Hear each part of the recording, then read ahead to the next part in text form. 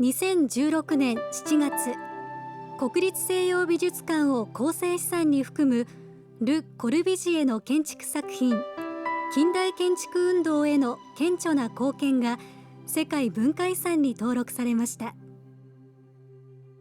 東京都台東区の上野恩賜公園にある国立西洋美術館は、松方コレクションの寄贈返還を通じて戦後の日本とフランスの文化交流の起点となった建物で、東アジアでは唯一のル・コルビジエ作品です。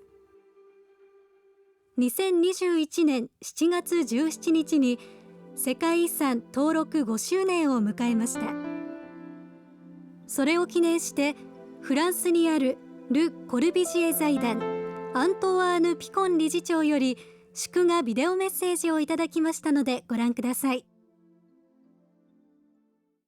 Bonjour, je m'appelle Antoine Picon et je suis président de la Fondation Le Corbusier.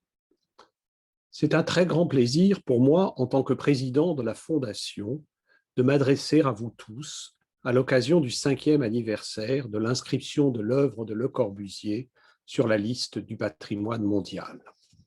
Cette inscription témoigne du rayonnement international de l'œuvre de l'architecte, puisqu'elle associe 7 États parties: l'Allemagne, l'Argentine, la Belgique, la France, l'Inde, le Japon et la Suisse.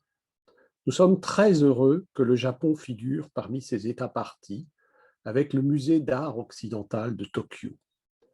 Achevé en 1959, celui-ci marque l'aboutissement des réflexions entamées avec le projet de musée d'art contemporain à Paris de 1930 et poursuivi avec les réalisations d'Ahmedabad et de Chandigarh. Le Japon constitue une référence importante pour Le Corbusier. S'il n'a visité le pays qu'une seule fois en 1955, il a constamment entretenu des relations avec la culture japonaise par l'intermédiaire de 3 architectes passés par son agence, Maekawa, Sakakura et Takamasa Yoshizaka. Son œuvre a été reconnue très tôt par un pays assoiffé de modernité. C'est ainsi que la revue Kokusai Kenshiku lui consacre dès 1929 des numéros spéciaux. Nombre de ses ouvrages seront traduits par la suite en japonais. Au sortir de la Seconde Guerre mondiale, l'œuvre de Le Corbusier fait figure de référence majeure pour tout un pan de l'architecture japonaise. Le musée de Tokyo vient du même coup donner un nouveau relief à des relations de longue durée. Je ne m'étendrai pas ici sur l'importance du musée dans l'œuvre de l'architecte. Elle a été soulignée par de très nombreux spécialistes. Je voudrais plutôt insister sur la signification que revêt la présence de Le Corbusier sur la liste du patrimoine mondial 5 ans après son inscription. Je crois que cette inscription permet de tirer plusieurs enseignements. Le premier enseignement, c'est bien sûr la permanence d'un certain nombre d'idéaux qu'incarne l'œuvre de Le Corbusier. Une foi inébranlable en l'être humain, un optimisme, une volonté de permettre un accès généralisé aux œuvres de culture par l'intermédiaire d'une mise en espace raffinée. C'est tout cela qu'incarne le Musée d'art occidental de Tokyo. Citant André Malraux, le grand architecte japonais Tadao Ando explique que pour Le Corbusier, l'architecture devait être l'écrin de la vie, la machine à bonheur. Je crois que cette conception reste plus que jamais d'actualité.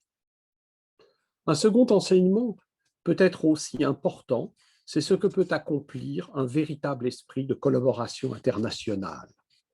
Préserver l'œuvre de Le Corbusier n'est pas une tâche simple. Beaucoup de bâtiments sont fragiles, soumis à l'usure du temps. Ils ont été conçus dans des contextes et pour des lieux extrêmement différents. Leur usage a pu enfin considérablement changer entre la date de leur achèvement et aujourd'hui. À cela s'ajoute le coût parfois considérable des travaux nécessaires pour les entretenir. Ces défis sont importants.